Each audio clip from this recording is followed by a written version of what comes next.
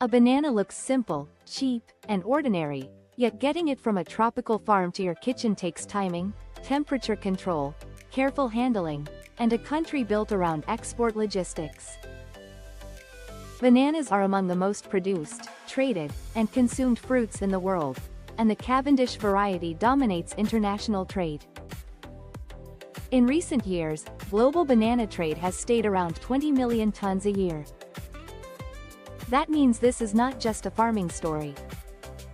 It is also a logistics story.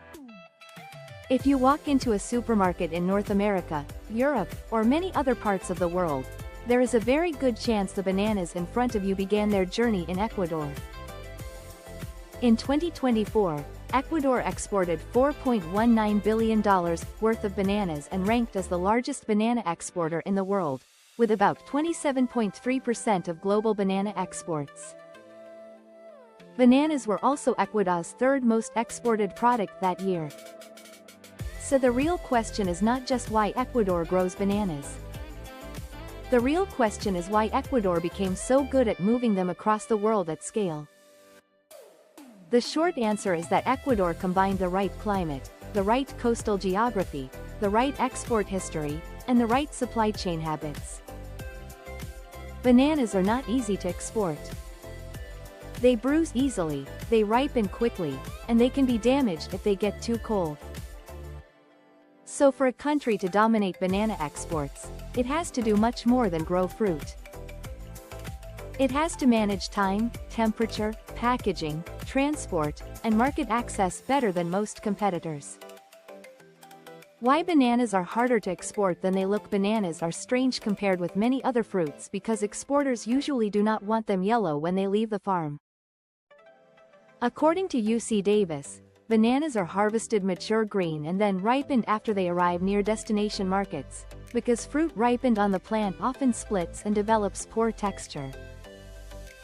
UC Davis also notes that bananas need storage and transport around 13 to 14 degrees Celsius, while ripening is later triggered under warmer, carefully controlled conditions. That means bananas are shipped in a narrow temperature zone. Too warm and they ripen too fast, too cold and they suffer chilling injury. This is one of the biggest reasons the banana trade rewards countries with organized post-harvest systems. A banana is not just picked and shipped. It has to be cut at the right stage, sorted, boxed, moved to port, loaded into containers, shipped while still green, and then ripened closer to the final market. If any part of that chain goes wrong, the fruit can arrive bruised, split, underripe, overripe, or visually damaged. That is why bananas became a product where supply chain discipline matters almost as much as growing conditions. How Ecuador got its start. Ecuador did not always dominate the banana trade. The big push came after World War II. Human Rights Watch's historical review of the industry says the post-war banana boom began in 1948, when President Gallo Plaza's government supported banana development through agricultural credit, port construction, a coastal highway, price regulation, and disease control assistance. The same source says Ecuador also benefited from favorable environmental conditions compared with parts of Central America, including the relative absence of hurricanes and some of the disease pressures that had hurt competitors.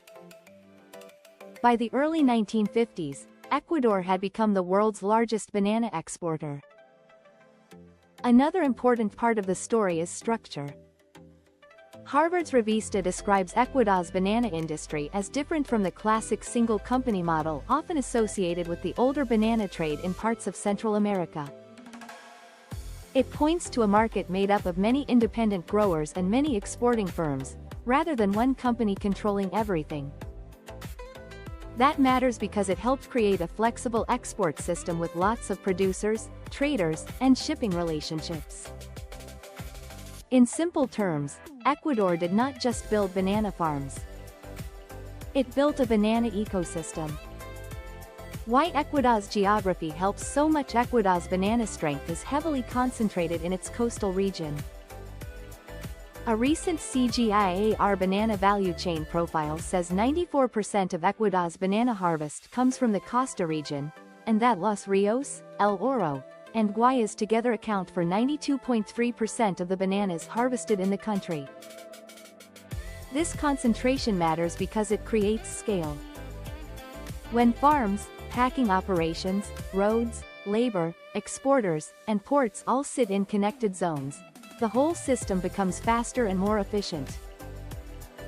Scale is one of the least glamorous but most powerful advantages in food exports. If many growers are producing in the same broad corridor, service companies can specialize, packaging becomes standardized, transport becomes routine, labor skills improve, and export companies can move large volumes consistently. That is one reason Ecuador stays strong. It is not just producing bananas. It is producing them inside a dense, repeatable, export-oriented network. CGIAR also notes that 87% of Ecuador's banana production is destined for export, which shows just how deeply this crop is tied to foreign markets. Why the industry became so important: bananas are not some small niche export for Ecuador. They are a major part of the economy. The CGIAR profile says banana exports were worth $3.5 billion in 2021, representing 18.1% of Ecuador's non-oil exports, while banana production activities employed more than 115,000 people. So when people talk about Ecuador and bananas, they are talking about one of the country's core export systems, not a side business. That economic importance also helps explain why the industry kept improving over time. Once a country has a product that earns major export revenue, supports employment, and connects to transport and port infrastructure, more businesses build around it. Export associations gather data, shipping routines improve, packaging standards harden, and global buyers keep returning because the system is predictable. That predictability is a huge advantage in supermarket supply chains, where retailers want the same fruit, in the same condition, week after week. What happens on the plantation and in the packing stage? The banana export journey starts long before the port. On the farm, bananas are grown, monitored, protected, and harvested before they turn yellow. After harvest, they go into packing operations where the fruit is cleaned, sorted, weighed, labeled, and boxed. A life cycle assessment of Ecuadorian export bananas explains that the packaging stage includes barriers and permeable materials that help protect the fruit and maintain internal balance during travel. The same study says cardboard boxes, dividers, and plastic bags are common packaging materials, and fruit that does not meet the buyer's standards is not packed for export. That quality sorting is more important than it sounds. Supermarkets are not just buying bananas. They are buying consistency. They want fruit that looks similar, travels well, ripens predictably, and fits shelf displays. So export bananas are not simply harvested in bulk and sent away. They are filtered through commercial standards. This is one reason bananas remain cheap for shoppers while still requiring a surprisingly strict industrial process behind the scenes. How bananas leave Ecuador after packing: the fruit has to move quickly toward port. The Ecuador Export Banana Study says the transport stage usually involves trucks and containers carrying boxed fruit toward major departure points such as the port of Guayaquil and the port of Machala.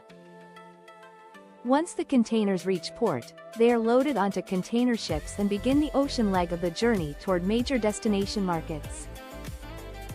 The same study notes that Ecuadorian bananas are shipped to markets including the United States, the Netherlands, Turkey, Russia, and China. Recent trade data also shows Russia, the United States, Germany, the Netherlands, and Saudi Arabia among Ecuador's top 2024 destinations. This is where Ecuador's export machine really shows its strength. A banana does not last forever, and no buyer wants random delivery patterns. So the export business rewards countries that can reliably move very large volumes through ports, into containers, and onto regular shipping routes. Ecuador has been doing that at scale for decades.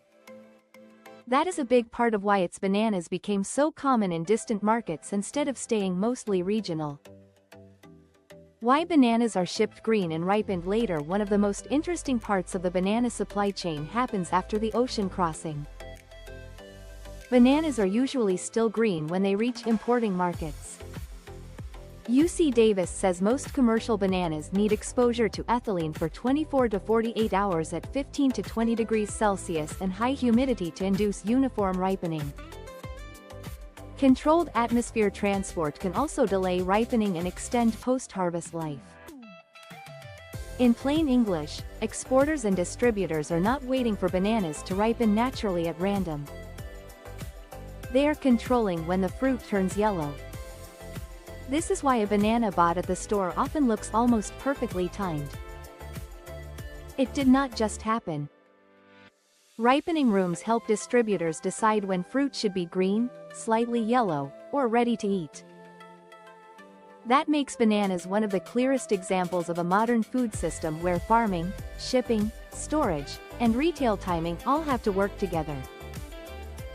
Ecuador's success comes partly from feeding this system with huge, steady, export-grade supply. Why this matters to everyday life? The reason this topic matters is simple. Bananas became an everyday fruit only because this system works. If bananas had to be eaten near where they were grown, they would be much less common in colder countries and much more expensive in supermarkets. Ecuador helps make bananas feel ordinary by doing something highly non-ordinary behind the scenes. It grows the fruit at scale, channels most of that production toward export, and feeds a temperature-controlled chain that can move green bananas across oceans and still deliver them in edible condition. So when people ask why Ecuador leads banana exports, the answer is bigger than climate alone. Yes, climate matters. Geography matters. Ports matter. But so do history, infrastructure, grower networks, export companies, packaging standards, and ripening science. Ecuador became the leader because it was able to turn a fragile fruit into a repeatable global system. A banana may be one of the most familiar foods on Earth, but its global journey is surprisingly technical. Ecuador's rise happened because the country built more than farms.